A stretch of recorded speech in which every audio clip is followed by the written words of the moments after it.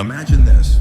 It's a quiet night, and you find yourself standing at the edge of a forest, looking up at the stars. Everything feels peaceful, but deep inside, there's a question that keeps tugging at you. What happens when we reach the end? The end of life.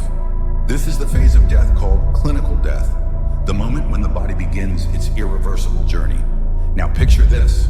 The heartbeat slows, the rhythm becomes weaker, slower. With each passing second, it draws closer to stillness. And just like that, life as we know it begins to fade. But what happens next? What's happening in the body when that final heartbeat is heard? When the heart stops beating, something incredible and, at the same time, eerie happens. The flow of oxygen to the body halts. Our cells, those tiny powerhouses, begin to shut down one by one. Without oxygen, life can no longer sustain itself.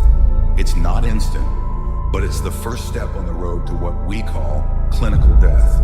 But even after the heart has stopped, the journey isn't over. No, the body doesn't just end. It begins a different kind of transformation. Organs slowly stop functioning, and the body starts to cool down. This, my friends, is when the magic of decay begins. The cells that once worked so hard to keep us alive now break down. It's almost as if the body knows its time is up, and it starts to return to the earth. Here's where things get interesting. It's not the end of all things, it's the start of something new. Our body, like everything else in nature, is part of a cycle. As the body decomposes, it returns elements to the world around it. Elements that will feed new life. The soil becomes richer, plants grow taller, trees stand stronger. And though the body is gone, life continues. The world around us moves forward. But what about us? What about our souls, our emotions, and the ones we leave behind? Scientists are still unraveling the mysteries of grief and what happens to our minds after death. What's clear is that death doesn't just affect the body, it touches everything. When someone we love passes, we feel it deeply. The grief, the longing. It's part of our human nature.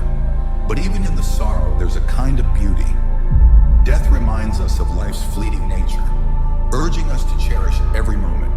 So the end of one journey is the beginning of another. It's a cycle, a process.